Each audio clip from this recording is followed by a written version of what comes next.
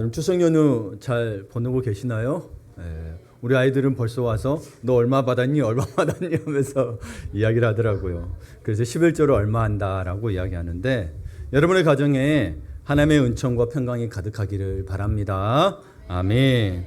오늘 말씀은 사사에서 6장입니다. 우리 아이들이 하는 그 진행 설교와 맞췄습니다. 그래서 오늘 말씀을 통해서 또 깊은 은혜가 있기를 바랍니다. 깡촌에서만 살던 한 시골 농부가 초등학생 아들을 데리고 호텔에 가게 되었습니다. 놀랍게도 그는 깡촌에만 살다 보니 평생 엘리베이터라는 것을 본 적이 없었습니다. 마침 그리 호텔에 왔으니까 그가 맞은편 의자에 앉았는데 엘리베이터 맞은편 의자에 앉은 거예요. 앉아있다가 정면을 보고 있는데 큰 상자 문이 열리더니 할머니 한 분이 그리로 들어가는 걸 봤어요. 그런데 몇 분 있다가 땡 하면서 상자 문이 열리더니 피부가 하얀 젊은 아가씨가 나오는 거예요.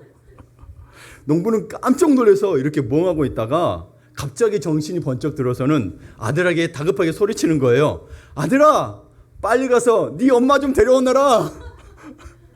무슨 말씀인지 아시겠죠? 여러분은 어떠신가요? 당신의 배우자의 모습에 만족하십니까? 아니, 질문을 좀 바꿔볼게요. 당신은 현재의 당신 모습에 만족하십니까? 아멘 하시네요. 누굽니까? 손 들어보세요. 훌륭하십니다. 훌륭하십니다. 우리 역시 어린아이들. 당신의 성품과 가정에 얼마나 만족하고 있습니까? 아마 우리는 모두 마음 깊은 곳에 변화에 대한 갈망이 있을 것입니다. 대체로 어떻게 생각하냐면 지금의 나보다 좀 더 거룩한 사람으로, 우리 하나님을 사랑하다 보니 좀 더 거룩한 사람으로, 좀 더 나은 사람으로, 좀 더 멋진 아내로, 좀 더 멋진 남편으로, 그리고 자녀에게 존경받는 부모로 바뀌기를 바라지 않으신가요? 진정 그런 변화를 바라고 있다면 오늘 본문이 당신을 위한 말씀이 되기를 바랍니다. 여러분, 오늘 본문에는 여러분이 잘 알고 있는 유명한 사사가 등장합니다. 우리 이삭이 좀 잡아주실래요? 선생님 어디 계세요? 이삭아, 일어서서 여기 있을래? 설교 시간에 그러면 안 되지, 그렇지? 일어서 있어. 아니, 앉아도 돼. 다투지 말자. 그래서 오늘 본문에는 여러분이 잘 알고 있는 유명한 사사가 등장합니다. 이미 아이들 설교 때 들었던 기드온입니다. 근데 기드온은요, 우리처럼 소심합니다. 첫 번째, 그래서 우리 기드온을 봐야 되는데 소심한 기드온을 좀 봤으면 좋겠습니다. 여러분, 사실 여러분 너무 기드온의 행과 300용사를 알고 있기 때문에 불과 300명의 군사로 14만 5천 명의 미디안 군사를 무찔렀던 기드온이 사실 원래 용감한 사람 아니었나요? 그렇죠? 13만 3천. 그러니까 여러분 어떻게 되냐면 일당 100이 아니라 450대 1명으로 싸웠어요. 14만 5천 명과 300명이기 때문에 450대 1이었어요. 그러면 여러분 이것을 볼 때 원래 믿음이 탁월하고 매사에 적극적인 사람이었을까요? 사실 그는 남몰래 포도주들의 틀에서 밀을 찧었습니다. 이런 그의 행동에 대해 관점에 따라서 이야기하기를 현명한 것이다. 목숨 잃지 않고 밀을 찧었으니 현명한 것이다. 또는 어떤 사람은 소심한 사람이라고 말하기도 합니다. 야, 그까짓 거 그거 가지고 그리고 숨어서 밀을 찧어? 소심한 사람이라고 말하기도 합니다.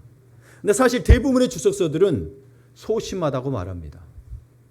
그렇다면 소심한 그를 하나님이 어떻게 용사로 바꿔 놓으셨을까요? 소심한 그를 어떻게 용사로? 성경에 등장하는 그의 첫 모습을 보겠습니다. 11절부터 읽었는데요. 11절을 보게 되면 여호와의 사자가 아비에셀 사람 요아스에게 속한 어브라에 이르러 상수리 나무 아래에 앉으니라. 마침 요아스의 아들 기드온이 미디안 사람에게 알리지 아니하려 하여 밀을 포도주 틀에서 타작하더니. 사실 여러분 이 배경을 보게 되면 드보라 전에 드보라라고 그랬잖아요. 드보라 사사 이후 40년의 태평 세월을 누렸어요. 그런데 이스라엘 백성들이 그리고 누리고 나더니 또 죄를 짓기 시작했습니다. 그래서 하나님은 그들을 미디안 사람들의 손에 붙이셨어요. 성경 보면 그렇게 되어 있습니다. 근데 특이하게도 여러분 미디안 사람들의 이 공격 방법입니다. 보통 여러분 땅 따먹으려고 이렇게 쳐들어오잖아요. 미디안 사람들의 이스라엘에 대한 학대는 땅 따먹기가 아니라 추수 때만 되면 벌떼같이 벌떼, 약대 털옷을 입고 벌떼같이 와서는 추수한 농작물을 다 빼앗아가 버린 거예요. 이 일이 7년 동안 반복됐다는 겁니다. 7년. 네. 그러니 이스라엘 백성들이 얼마나 괴롭고 궁핍해졌겠습니까? 진짜 궁핍해졌죠. 네. 그러다 보니 기드온은 얼마 되지 않은 미림에도 불구하고 포도주 틀에서 타작하고 있었던 거예요. 한 끼 식사를 하루치인지 분량은 안 나는데 한 소량이라고 되어 있습니다. 우리는 정말 하루치인지 한 끼인지는 모르지만 그를 타작하고 있었어요. 그래서 포도주 틀이 어떻게 생겼냐면 어떤 분들은 뭐 나무라고 이야기하는데 제가 자료를 찾아보니까 이 에이션트 이스라엘의 와인 프레스라고 되어 있잖아요. 저기가 크진 않아요. 저기 한 서너 사람, 대여섯 사람 들어가서 포도를 밟으면 포도즙이 이쪽으로 오겠죠. 그렇게 해서 포도주를 만든 거예요. 예. 이게 고대의 그 포도주 틀이라고 하더라고요. 근데 여러분 구덩이도 작잖아요, 사실. 그 안에서 밀을 깠다는 거예요. 눈치 보면서. 예. 어떻게 하면 여러분 들치지 않을까? 노심초사하면서 밀을 까고 있는 모습. 여러분 혹시 여러분 어릴 때 부모님 몰래 뭐 훔쳐 먹거나 형이나 동생 몰래 라면 같은 거 끓여 먹다가 올까봐 막 노심초사 막 이렇게 몰래 먹던 기억이 있으십니까? 예, 그런 게 있을 거예요. 들키면 어떻게 하지? 불안해하는 모습이 떠오르지 않으십니까? 예. 정말 과연 이 모습에서 용사의 모습을 느낄 수 있나요? 예. 이것이 기드온이 처음 성경에 등장하는 모습입니다. 우리와 다를 바가 없었어요. 그런데 그런 기드온에게 한 사람이 다가옵니다. 그리고 강한 용사라고 이미 규정하고 말을 건넵니다. 이미 규정하고 말을 건넸다라는 거예요. 12절을 봅니다. 함께 읽어볼까요? 여호와의 사자가 기드온에게 나타나 이르되 아멘. 여러분 하나님은 언제나 우리를 먼저 찾으십니다. 그리고 뭐예요? 그런 하나님이 우리를 먼저 찾으셨을 때 우리 상태가 어땠다는 거예요? 소심하고 연약했다는 겁니다. 그래서 우리가 이건에서 또 발견할 게 뭐냐면 소심하고 연약한 자에게 오셔서 함께 하시는 하나님을 발견할 수 있습니다. 이는 여러분 사실 우리 소심하고 연약한 이가 찾아왔다는 것은 먼저는 뭐로 보되냐면 역사의 주도권이 하나님에게 있음을 보여줍니다. 그리고 구원을 베푸시는 그분의 적극적인 긍휼과 자비를 나타내고 있다는 겁니다. 네. 우리가 연약하니까 내버려 두는 게 아니라 우리를 긍휼히 보셨다는 거죠. 그리고 자비를 나타내시는 겁니다. 그리고 말씀하십니다. 여호와께서 너와 함께 계시도다. 여호와께서 너와 함께 계시도다. 여러분 사실 생각해 보세요. 여러분 우리 인생에 대해서 그 운명에 대해서 많이 생각해 보실 텐데 인간의 운명은요. 누구와 함께 하느냐에 따라 결정됩니다. 누구와 함께 하느냐.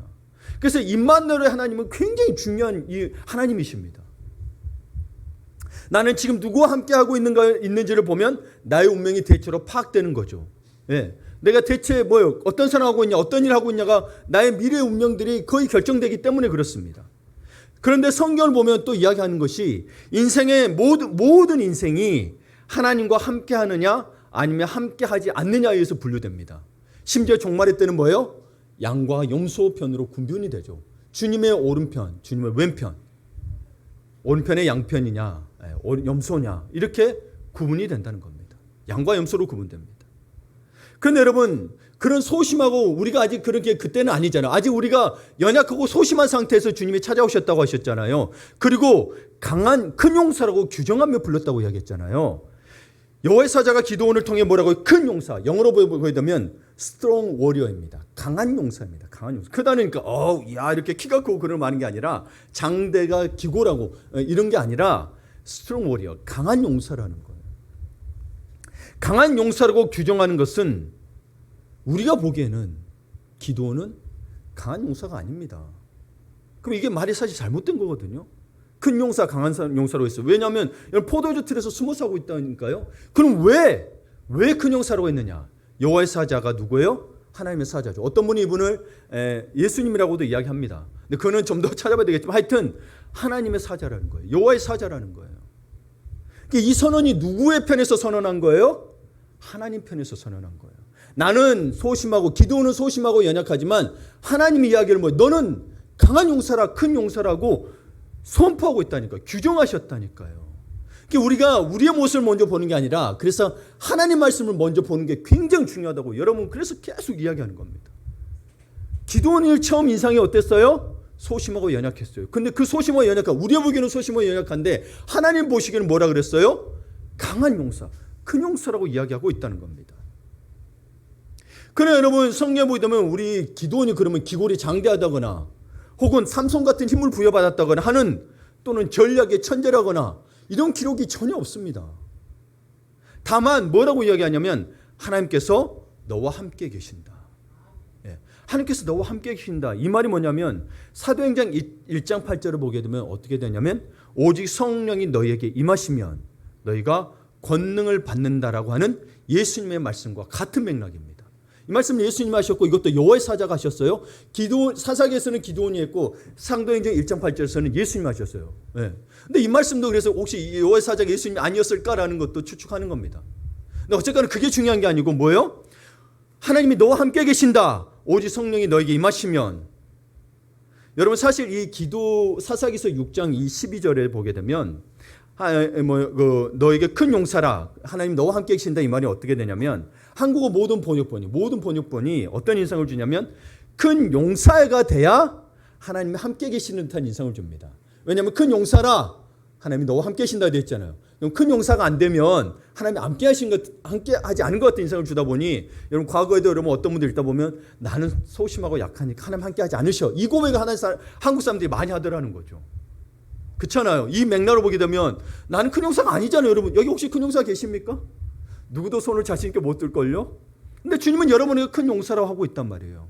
강한 용사라고 하고 있단 말이죠. 근데 사실 이 맥락에 보게 되면 큰 용사가 아니기 때문에 하나님 나하고 함께 하지 않으셔 라고 말할 수밖에 없죠. 그런데 히브리 원문은 어순이 어떻게 되어 있냐면 하나님이 함께 계시기 때문에 강한 용사라는 어순으로 쓰여져 있습니다. 하나님 함께 계시기 때문에. 근데 하나님 함께 계시는 건 여러분 우리가 원해서였나요? 그분이 일방적인 거였나요? 그분이 일방적인 거였잖아요. 그분이 함께 하신다는 겁니다. 그래서 우리가 강한 용사라는 거예요. 그러니까 여러분 사도행전 1장 8절은 좀 그렇게 돼 있어요. 뭐냐면 오직 성령이 너에게 임하시면 너희가 큰 권능을 받는다. 이 같은 맥락이거든요. 그러니까 사도행전 1장 8절을 보면 여러분 좀 더 마음에 와 닿으시죠. 성령은 우리가 마음대로 받는 게 아니에요. 그분은 하나님이십니다. 그분이 주권적으로 임하십니다. 그러니까 우리에게 임하시면 뭐예요? 너희가 큰 권능을 받는다. 기도로 따지면 너희가 큰 용사가 된다는 겁니다. 강한 용사가 된다는 거예요. 예. 그러니 얼마나 감사합니까 여러분. 나는 연약하고 소심하지만 그분이 오셨다니까요. 12제자들은 무서워서 마가다락방으로 어찌 보면 숨었어요. 기도하라고 해서 기도는 했지만 숨었단 말이에요. 다락방으로 숨었단 말이에요. 근데 성령이 임하시니까 그들은 담대히 선포. 그전에 하지 못한 것들을 예수님이 안 계시니까 선포 못할 것 같았는데 예수님이 물리적으로 함께 계시지 않아도 이제는 담대히 전하게 됐던 거예요. 예, 아멘입니다. 진짜 성령이 임하시면 하나님 함께 계시며 그걸 계속 우리에게 구약에서도 신약에서도 계속 이야기하고 계세요. 임마누엘 하나님을 계속 이야기하고 있다는 거죠. 그럼 함께 계시다는 게 뭐냐? 영어로 보면 The Lord is with you. 또 다른 영어 성경에 보게 되면 The Lord is helping you 이렇게 되어 있습니다. 그러니까 여러분 여호와께서 주님께서 너와 함께 하신다는 것은 주님이 너를 늘 돕고 있다는 말씀입니다. 근데 우리가 함께 계신다는 걸 믿지 않고 이거 큰 용사가 돼야 내가 함께 계신다 생각하면 그 도움을 못 믿어요. 못 받아요. 그러니까 믿어야 받는 거거든요. 예. 그래야 믿고 나와 함께 하시는 거 믿어지니 내가 강하고 담대해지는 거지. 여러분 안 믿는데 어떻게 강하고 담대해지겠습니까? 예. 그러니까 여러분 함께 하신다는 것은 늘 도우신다는 거니 믿으시라는 겁니다. 아멘.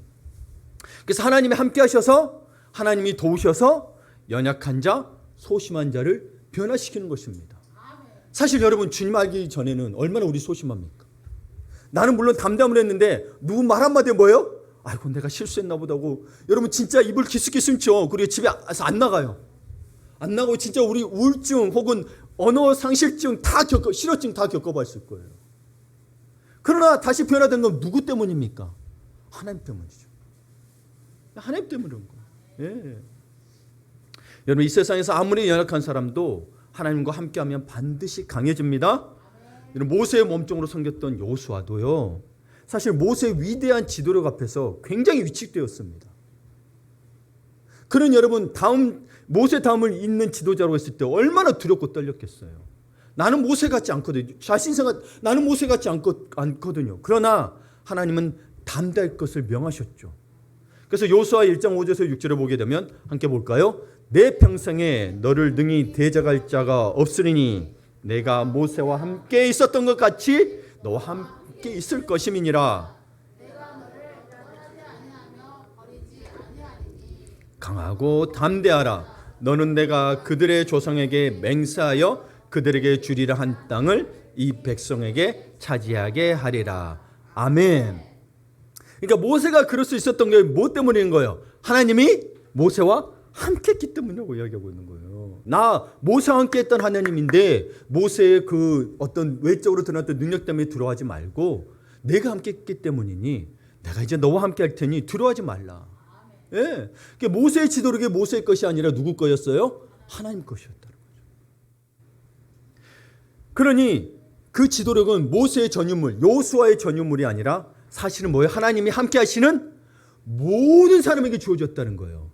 그러니까 여러분이 하나님과 함께 한다, 함께 하신다. 여러분에도 그 지도력이 있다는 거예요. 네. 다른 모양이지만 동일한 지도력은 하나님으로부터 나온다는 거예요. 예. 그러니 모든 사람에게 차별 없이 적용되는 말씀입니다. 그러니까 우리도 요수아 같은 마음을 처음에 가진다는 거예요. 모세에게 있으니 모세 같은 뛰어난 지도 내가 어떻게 가지? 우리 다 지금도 그 마음을 갖고 있다는 거예요. 근데 요수아에게 이야기하신 하나님 뭐라고요? 모세에게 내가 함께 했기 때문이야. 내 그런 하나님이 내가 너와 함께 할게. 그리고 기도원에게도 이야기해요. 그리고 우리에게도 예수님이 이야기하시죠. 뭐예요? 너에게 성령이 임하시면. 이 이야기가 똑같다란 말이에요. 네.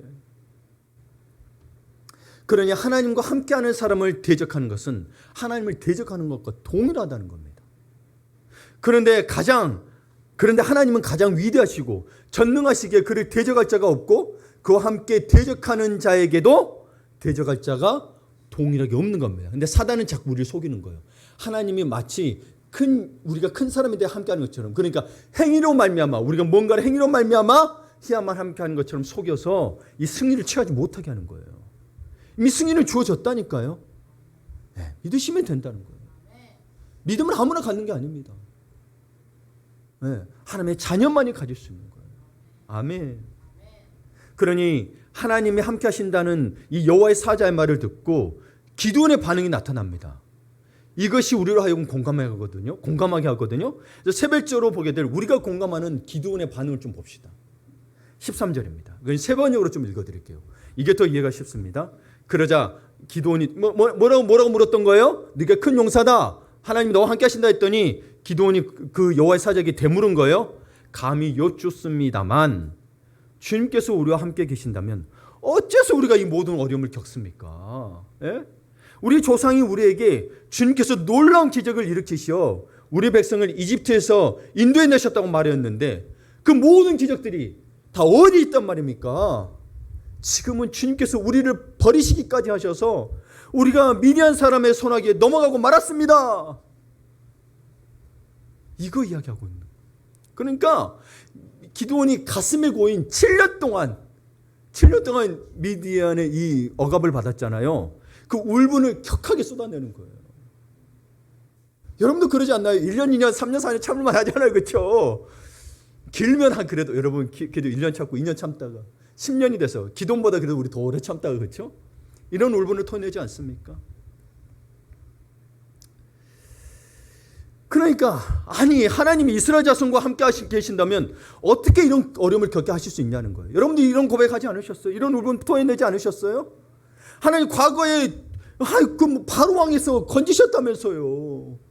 광야에서 40년 동안 먹이고 입히셨다면서요. 이 경이로운 기적들은 어째 지금은 콧배기도 안 보인단 말입니까? 내게 기적 좀 보여주십시오라고 여러분 기도한 적 없으십니까? 저는 있습니다. 어떻게 우리를 버려 미디안의 잔인한 손아귀에 그냥 두셨나라고 항변합니다. 어렵고 힘들었을 때 있죠. 여러분 그렇게 항변하지 않으셨나요? 우리가 믿음을 버렸다는 게 아니에요. 하나님 알고 있어. 어떤 하나님인지 알고 있어. 그러니 하나님 앞에 호소하지 않으셨나요? 눈물로 혹시 부르짖지 않으셨나요? 너무너무 가슴이 아파서 밖에 나가지도 못하고 불 꺼진 방에서 그렇게 부르짖지 않으셨나요?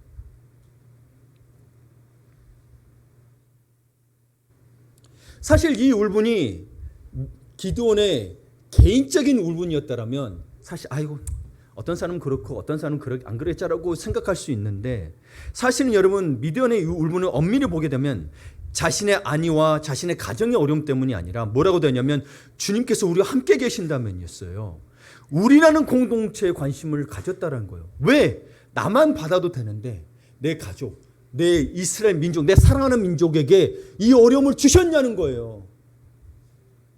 내가 안 믿었으면, 내가 잘못 믿었으면 나만 고통받으면 되는데 왜 모든 백성에게 주셨냐는 거예요. 그래서 이 기드온의 울분이 마음이 더 와닿은 거예요. 개인의 고백이 아니었다니까요. 13절을 보면 우리와 함께 계신다면서 우리가 왜 이 모든 어려움을 겪었냐고, 우리가라고 이야기합니다. 기도는 하나님이 함께 계신다면 궁핍함이 없어야만 했고 초자연적인 기적들이 있어야 했고 이방 민족들의 손에 농락당하는 일은 발생하지 않아야 된다고 하는 거고 있는 거거든요. 근데 지금의 상황을 보니까 하나님이 우리와 함께 계시지 않았던 것이라고 논리적으로 따진 거예요. 계신다면 어떻게 이런 일이 일어날 수 있냐는 거예요. 그렇죠? 솔직히 우리 초신자들 그런 생각 같지 않나? 내가 하나님 지금 베드로 믿으려고 그러는데 왜 자꾸 내게 이런 일이 일어납니까? 라고 혹시 마음속으로 그러지 않으신가요? 그게 정상입니다. 성경 그걸 이야기하고 있습니다. 제 마음속에도 기도원처럼 말하고 싶었던 적이 한두 번이 아니라 했습니다.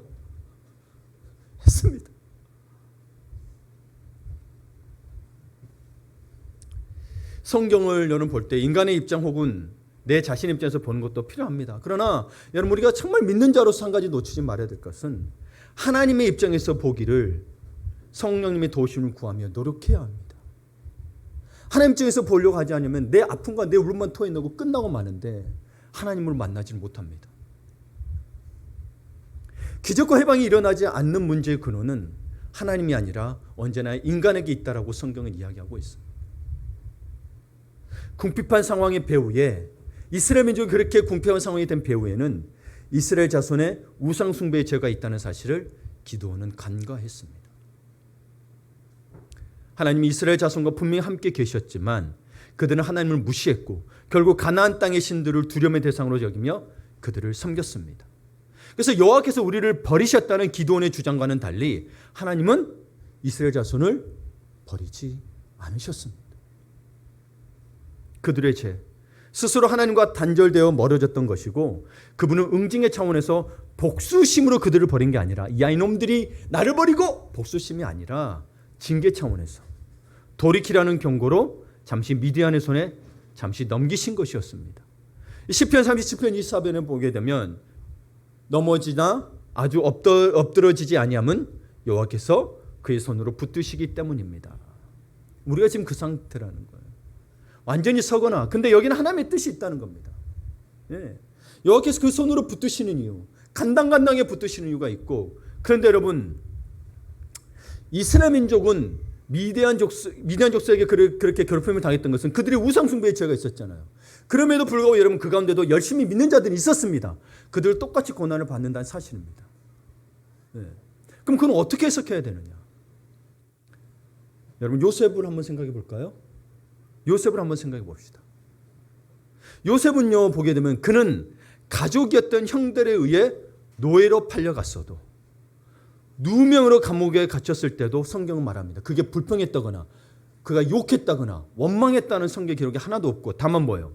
하나님이 그와 동행하시더라. 이 표현만 나옵니다. 그리고 하나님이 요셉을 동행하시더라. 아까 표현이 뭐였어요? The Lord is helping you. 늘 요셉을 도우시더라는 거예요. 근데 여러분 봐봅시다. 요셉의 그걸 볼 때 여러분 형에게 두드러 맞고 노예로 팔려가고 여러분 누명을 받고 감옥에 갇혀가는 게 이게 하나님이 요셉을 도우시는 건가요? 그럼 내가 이 상황이 나면 이게 나를 하나님이 도우시는 건가요? 아니잖아요. 그러니까 여러분 이 물음들이 개인적인 물음이 되면 하나님이 나와 함께 하시는 것 같은데 여러분 하나님 입장에서 좀 늘 염두에 두셔야 된다는 거예요. 그러니까 저는 여러분에게 늘 이야기합니다. God is good all the time. 하나님 선하신 하나님. 그러니 여러분의 상황이 지금 어떻든 간에 선하신 하나님을 믿으십시오. 반드시 선한 결과를 이끄실 것입니다 라고 믿으라고 합니다. 요셉은 어떻습니까? 결과가 선한 하나님을 이끄시게 돼요. 당장 우리 어려움 때문에 이 하나님의 인도하심이 없는 것 같습니다. 그러나 하나님은 요셉 개인에게만 관심이 있었던 게 아니고 뭐예요? 이스라엘 민족 전체에게 관심이 있었던 겁니다. 공동체를 볼 수 있는 눈이 있어야 하나님의 시야를 볼 수 있다는 사실입니다. 물론 개인을 통해서 역사하시지만 그 개인을 통해 나에게 온다라면 하나님 나만 왜 힘들게 해요? 우리 집사님들 그렇죠. 너무 가슴이 아파서 부르질 때 너무 많잖아요. 왜 나에게는 고통이 있습니까를 볼 때 여러분 개인에게만 주시는 게 아니고요. 뭐예요? 여러분의 가정, 나가서 교회, 나가서 나라 민족을 하나님 여러분을 통해서 뭔가 하시기를 원하신다는 거죠. 최소한 뭐 하기를 원하시느냐? 깨닫고 기도하기를 원하신다는 사실입니다. 최소한. 그래서 여러분 기도하실 때도 선교사님들을 위해서 기도해야 되고 보이지 않는 곳에서도 북한 땅에서 여러분 복음을 전하는 자들을 기도해야 되고 그래서 늘 기도해야 됩니다. 그 기도 힘이 없이는 여러분 사단의 공격이 너무 세다는 사실을 알아야 됩니다. 기도로 하나님을 풀어가시는 사실을. 그게 하나님의 원칙인 거예요. 하나님의 주권이면서 그게 하나님의 주권이라는 거예요. 하나님의 주권. 하나님이 다 들어주면 좋잖아요. 위대하시니까. 그럼 여러분 우리가 얼마나 교만해지겠습니까? 결국은 그게 또 나를 위한 게 됩니다. 그래서 여러분 이 물음을 가지고 여러분 어찌 보면 기도는 하나님을 믿고 있던 사람이잖아요. 그러면서 하나님이 이제 그래서 하나님이 기도원에게 이스라엘을 구원하라고 하십니다. 너 가고 담대하니까 네 가정은 돌봐줄 거야 라가 아니라 뭐예요? 가서 이스라엘을 구원하라고 하십니다. 14절을 봅니다. 여호와께서 그를 향하여 이르시되 너는 가서 이 너의 힘으로 이스라엘을 미디안의 손에서 구원하라. 내가 너를 보낸 것이 아니냐 하시니라. 미디안에 여러분 이 억압이 없었다면 기드온이 큰 용사가 됐을까요? 사실. 그렇죠. 여러분 궁핍함 속에서 하나님을 찾으셔야 합니다. 어려움 속에서 주님을 찾으셔야 합니다. 네. 그러면 여러분 나만을 구원하는 게 아니라 여러분의 하고 있는 일들, 뭐 사업이든지 직장일이든 모든 것들이 여러분의 개인에 얽혀 있는 게 아니라 하나님은 공동체, 우리를 보신다는 사실입니다. 그 눈을 가지시기를 바랍니다. 그래서 이에 대해서 이 여호와의 말씀에 대해서 기드온이 15절에 이렇게 대답합니다. 오 주여, 내가 무엇으로 이스라엘을 구원하리까? 보소서, 나의 집은 므낫세 중에 극히 약하고 나는 내 아버지 집에서 가장 작은 자이니이다 하니. 여러분 공감되죠, 그렇죠? 나도 주님이 나를 부르신다면 이렇게 이야기할 수밖에 없습니다. 하나님, 저는 아무것도 없습니다. 돈도 능력도 학식도 없습니다. 주님, 저는 이제 5년째 정도 돼가는 가축교회입니다. 이런 제가 무엇으로 대한민국을 구원하겠습니까? 이 중동 지역을 구원하겠습니까? 라고 물을 수밖에 없습니다. 지금 미디안도 그러고 있는 거예요. 내가 아무것도 없는데 제가 무엇으로 이스라엘을 구원하겠습니까? 라고 묻고 있는 겁니다. 기도는 우리의 모습인 거예요. 현대의 지나친 경쟁 사회 속에서 살아가는 것이 두렵죠. 여러분 진짜 그렇죠. 두렵잖아요. 나는 자꾸 느려지고 힘들어도 직장에 가야 되잖아. 안 되면 어떻게 될지 모르고 언제 찾아올지 모르는 고난이 두려워서 지금도 포도주 틀에 숨어 지내는 사람들이 우리 가운데도 많습니다. 참 많아요. 그게 나일 수도 있다라는 거죠. 뭐 지금 나왔다 치더라도 여러분 과거에는 포도주 틀에 숨어서 그러고 있었다라는 거예요. 사실 이런 두려움은 누구나 가지고 있습니다. 나왔다 할지라도 앞으로 또 포도주 틀에도 들어갈 수 있다라는 거예요. 그러니 마음 깊은 곳에 이런 연약함이 있다면 이 본문으로 하나님을 깊이 묵상하기를 바란다는 거죠. 저는 설교를 준비하기 위해서 이렇게 준비하고 또 저의 입장에서 찾아봤지만 여러분 입장에서 또 이 기도원이 만났던 하나님, 기도원에 나타난 하나님이 또 여러분에게 어떤 모습으로 나타날지 그 하나님을 정말 만나시기를 바랍니다. 나는 소심하고 연약하지만 하나님의 너는 큰 용서라고. 왜요? 내가 너와 함께 하시니까. 몰래 포도주 틀에서 곡식을 찌우며 두려운 마음으로 식구들의 하루 한 끼 한 끼 식사를 준비하던 소심한 기도원을 찾아가신 주님이 바로 우리가 믿는 주님입니다. 큰 용사에게만 찾아가는 게 아니고요. 뭐요? 연약한 우리에게 찾아오신다는 거예요. 네. 그러면 왜 찾아오셨느냐? 마지막으로 그분은 연약한 우리의 숨은 가능성을 보십니다. 오늘 또 연약한 우리를 찾아와 이렇게 말씀하십니다.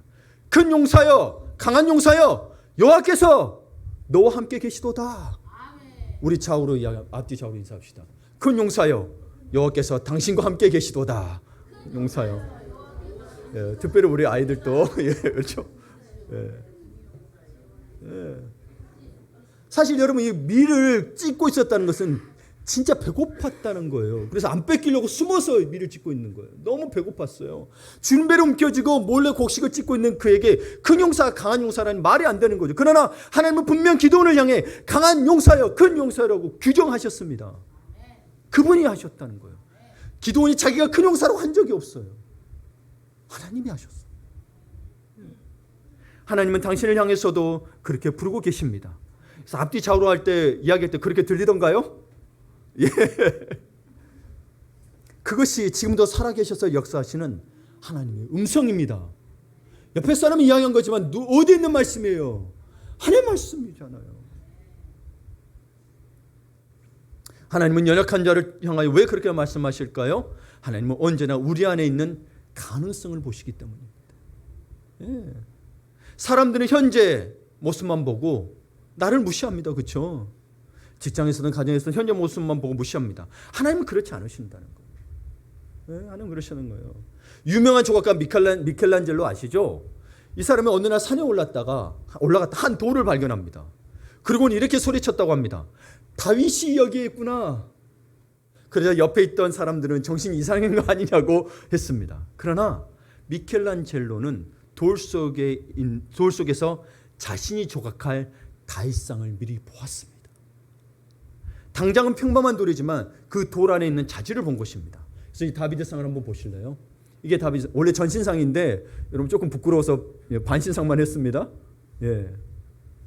그래서 여러분 지금도 정말 가까이서 보게 되면 여러분 섬사봅니다. 저도 뉴욕에 있는 그 브루클린인가요? 거기에 메트로폴리탄 박물관에 가서 봤었는데 예, 막 급하게 봤는데 못 봤는데 그때 아쉬워요. 근데 하여튼 굉장히 예뻤고 좀 뭐랄까요? 섬세했던 기억이 있습니다.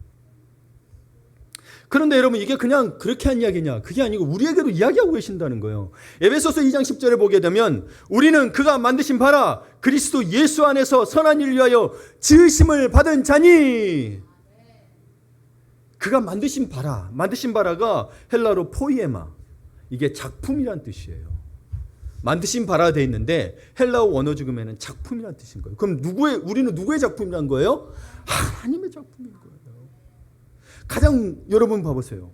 그리고 뭐라고 지으심을 받았다는 거예요? 그리스도 예수 안에서 선한 일, 위대한 일을 하도록 지금 받은 거예요. 예.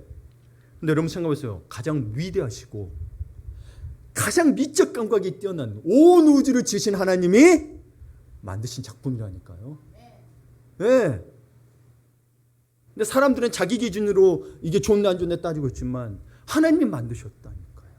이미 태초에 이미 정해진 바에 따라서 지으셨다고요. 그는 여러분 세상의 말에 속지 마세요. 여러분은 하나님의 작품입니다. 예. 그럼 다시 묻겠습니다. 그럼 우리는 얼마짜리 작품일까요? 우리 친구들 얼마짜리 작품일까요?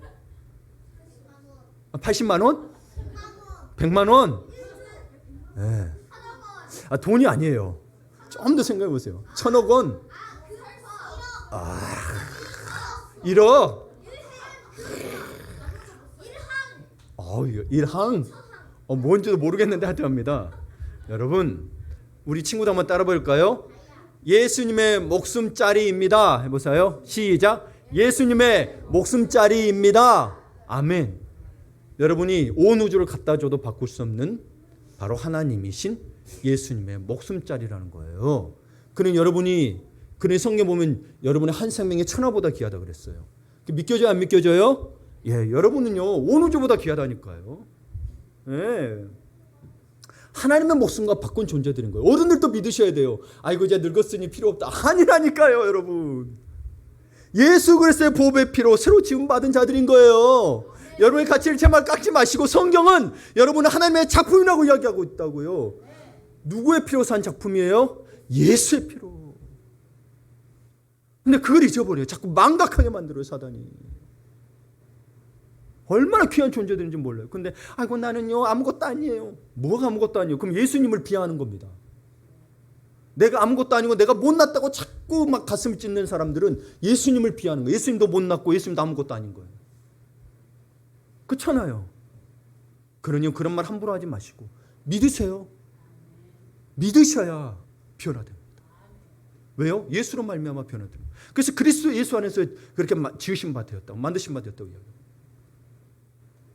하나님은 우리 인생의 위대한 조각가입니다. 그분은 언제나 우리 안에 있는 가능성을 보십니다.